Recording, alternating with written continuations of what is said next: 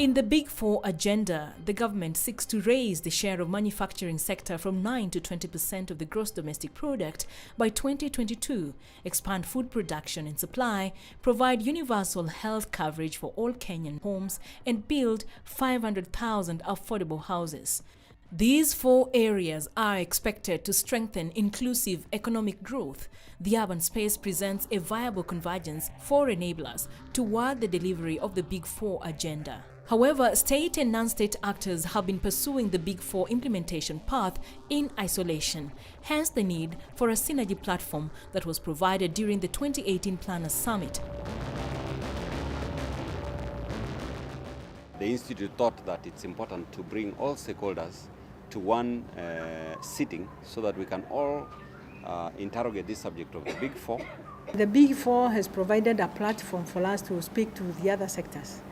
And we have had a moment of cross-pollinating each other's minds in understanding that planning is not only centered to planners. It is a multi-sectoral approach to giving solutions to issues affecting society. A lot of directives similar to the Big Four have largely just focused on economic planning, but they have not focused on how spatial planning can be integrated in it. So there's a large disconnect, and we felt that space, all these Big Four activities happen on space, and thus there's a need for all these things to be domesticated and landed on a space. And that's why we felt that it was very important that planners, spatial planners particularly, bring together all the players so that we can have an integration of economic planning and spatial planning, which we believe is something that will allow for integrated development going forward in implementation of the Big Four. Our key interest in this planning regime and the Big Four relates pretty much with the grassroots communities and their ability to self-organize and plan, which is what the Civil Society Urban Development Program platform does. Our fathers of the nation, they were talking of food, shelter and clothes. If we want to be satisfied, we should make sure our people are having food. That is food security. Shelter, that is affordable housing. Clothes, it goes with manufacturing. So the Big Four agenda is very important. It's a pleasure to see this initiative take off, much so because as an implementation program, it represents a hope for actualizing the Vision 2030. The conference represents the first ever national conversation on the Big Four agenda since its launch. I'm hearing we are going to deliver 1 million houses, but I'm not hearing what these houses are going to do to the health agenda that is also part of Agenda 4, or is even going to do to the sustainability agenda. So we manufacture, we build houses, then what happens to the environment and the health? And what happens to the sustainability when we sap up our water resources? The serious problem we are now observing is that of the professional squatter. Because you are settling somebody today, you give him a title deed, he sells his title, and he goes to settle elsewhere as a squatter the following day. How do we end this problem? When it comes to disaster risk management, what are the adaptation strategies that we are putting in place? And in this area, I want to also challenge our scholars, the universities. Have we developed certain standards, certain guidelines, programs within our, our training program, which would handle issues of urban resilience? We have had challenges, especially in the affordable housing and planning, where counties have inadequate number of planners who can support them to undertake planning. Because we believe that if counties do not plan, then it will be very difficult to place these investments for the Big Four agenda. Where do we put the hospitals? Where do we put the affordable houses? Where do we have the land or the farm to undertake the agriculture? Because we need to zone agricultural land to protect that land so that the investments that we are making towards agriculture then go to the right pieces of land.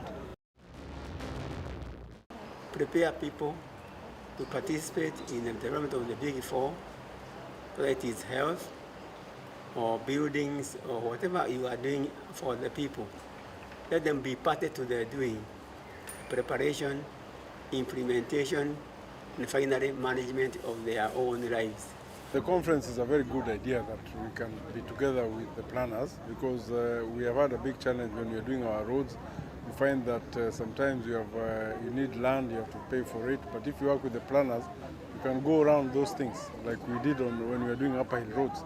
We've done some buffer zones within the existing infrastructure, and we have identified those areas that now are areas of deficiency. So any new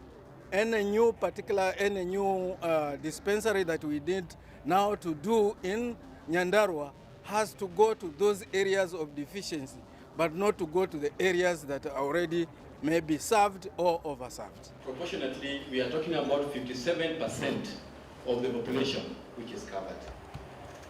In terms of facilities, we have accredited about 2,050 facilities. This includes government facilities, the public facilities, private facilities, and faith-based. The capital market industry is offering real estate investment trust, whereby a pool of people gets together and then they buy property, or actually they build property, and then they're able to benefit from the property.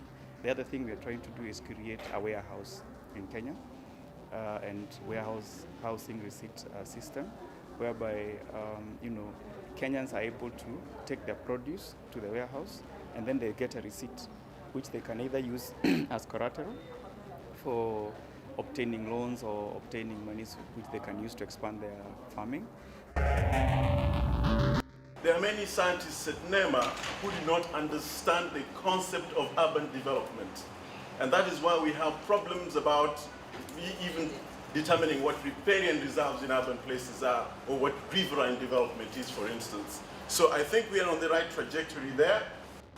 And so you must help us in NEMA to be able to contextualize urban development, which is something that really makes life difficult for me. There was a case in court where somebody was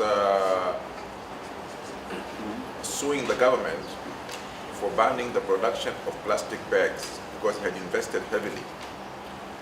And the government did not defend itself. Is the ban dead? Can we now have plastic bags around? We have many cases that we've taken to court because we have the water quality regulation that is working. Plastic ban, it is real, it is there, it is happening, we are enforcing it.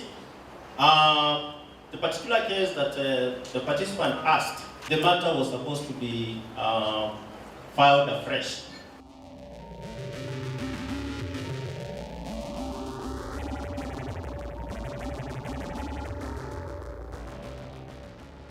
The land aspect is very crucial to us. Housing talks to manufacturing. Manufacturing relates to health. Health relates to agriculture, and so on and so on. So how that finds its interpretation in space became our concern.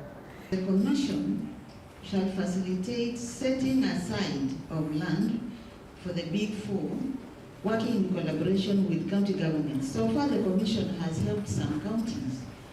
One of them is Machakos, through the establishment of the Machakos New City. As we think through the fundamentals of the Big Four agenda, and therefore the Kenya Vision 2030, we take our time to interrogate the issues together with a view to finding solutions to the challenges that we face as we go through the implementation process of the Vision 2030. And for registered fiscal planners, it is time we played our role to contribute to the development of this country. Our joy as we go out of this conference is that all the planners who are here do and indeed accept that social planning is critical in delivering on the Big Four agenda, and more particularly in enhancing inclusivity of our urban areas.